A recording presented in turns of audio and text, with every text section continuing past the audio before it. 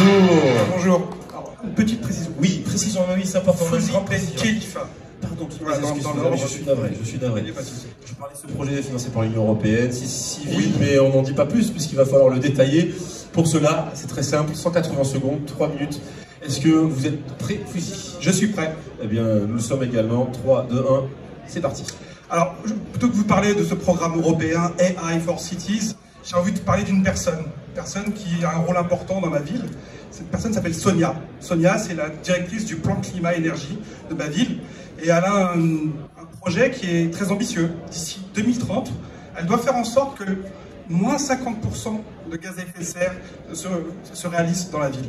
Ça veut dire quoi, moins 50%? Ça veut dire tripler le rythme de rénovation, ça veut dire doubler le recours à des modes de transport propres. Et pour cela, qu'est-ce qu'elle a comme information? Elle a un tableur Excel, qu'on appelle un bilan carbone, qui est mis à jour tous les 3 ans. Pour mener à bien cette transition, on ne peut pas dire qu'elle soit hyper bien armée. Donc aujourd'hui, il ne s'agit plus de savoir quelle est notre responsabilité, on la connaît. C'est de savoir comment accélérer. On est loin de manquer d'informations. Au contraire, les villes ont de plus en plus génèrent de plus en plus de données, que ce soit par l'IoT, que ce soit par les données, l'imagerie satellitaire, que ce soit par les données GPS, la géolocalisation. Enfin, tout ça, c'est pour nous un élément important qu'on veut essayer de traduire en informations opérationnelles. Donc, ces informations opérationnelles, c'est quoi? Premièrement, c'est le Carbon Budget Tracker. Carbon Budget Tracker, c'est un premier service qui permet de connaître en temps réel les émissions de mon territoire. Où est le 80-20? Où sont les grands enjeux? Où puis-je accélérer? Deuxième, c'est le Explore and Target. C'est un jumeau numérique de ma ville qui, d'un point de vue carbone, permet de connaître où sont ces potentiels de réduction de façon très concrète. Et le troisième, c'est le What If. What If, c'est si je simulais sur mon territoire, si je passe en mode SimCity, quelles sont les actions qui vont avoir le plus d'impact?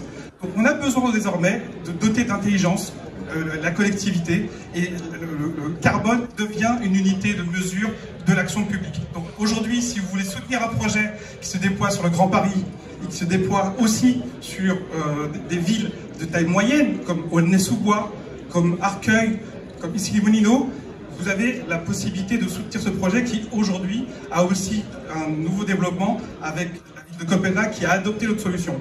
Moi, j'espère vous retrouver à Amsterdam pour le World AI Summit. On a été sélectionnés dans cette compétition.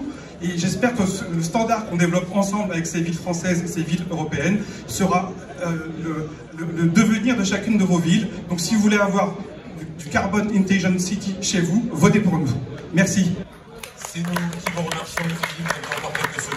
Pour ajouter. Ce que je veux vous dire, c'est que c'est avec notre trip qu'on a développé cette plateforme. Aujourd'hui, on a la possibilité de s'appuyer sur cet événement pour nous amener encore plus loin. Et imaginez que ces informations-là, aujourd'hui, les villes n'en disposent pas. Donc, merci de nous soutenir. Merci à vous, Fouzi. C'est là, à ce moment-là, que je dois malheureusement...